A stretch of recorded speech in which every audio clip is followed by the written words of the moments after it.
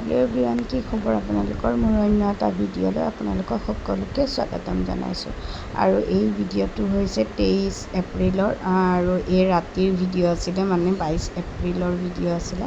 সপোনৰ চুলিখিনি খুব লম্বাই হ'ল আৰু আমাৰ এইটো বছৰতে তাৰ চুলিটো কাটিব লাগে, সেয়েহে আমাৰ কাটিম বুলি ভাবিছিলোঁ, আগৰ পৰা ভাবি থৈছিলোঁ কামাখ্যাত। কিন্তু এয়া যোৱাৰ আগৰ মানে পিছদিনা ৰাতিপুৱাৰ 23 তাৰিখৰ ভিডিঅ' হয়তো।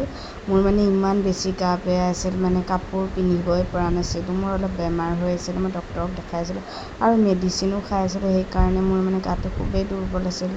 তথাপিও আৰু তাৰ যিহেতুকে চুলি কটা হ'ব, সেইকাৰণে ওলালোঁ। বাইদেউ ভিনদেউ আহিলে হাজোৰ পৰা, তেওঁলোকে গাড়ী লৈ আহিছে। একেবাৰে সেইখন গাড়ীতে আমি উঠি দিলোঁ, একেলগে আহিলোঁ। আৰু বাকী থাকিল আমাৰ খুৰী শাহু আৰু আমাৰ নেবাৰজনী পিছত আহি আছে। তেওঁলোকে ইয়াৰ ৰাতিপুৱা 8টামান বাজিছে, তেতিয়া আমি আহি পালোঁ কামাখ্যাত। আৰু বস্তুখিনি লৈ ল'লোঁ, লৈয়ে প্ৰথমতে চুলি কটা এইখিনিত বামুণজনক লগ কৰিলোঁ, তেওঁ তাতেই আছিলে। আহিলোঁ, ইমান ভিৰ আছিলে সেইদিনা, মানে মুণ্ডনৰ দিন আছিল কাৰণে বহুত ল'ৰা ছোৱালী চুলি কাটিবলৈ আহিছিলে। আহি আমি প্ৰথমতে চাকি ধূপ এনেকৈ জ্বলালোঁ।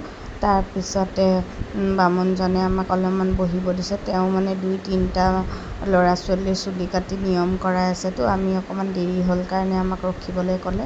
আমি সেই চেগতে বহি পেলাই অলপ মন্দিৰটো দৰ্শনো কৰিলোঁ, লগতে ফটো উঠিলোঁ।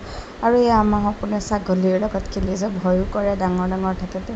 তাৰপিছতে মই বহি থাকোঁতে পিছফালে এটা বান্দৰ আহি বহি আছিল, মই সেইটো ভিডিঅ'ত কেপচাৰ কৰি ৰাখিলোঁ।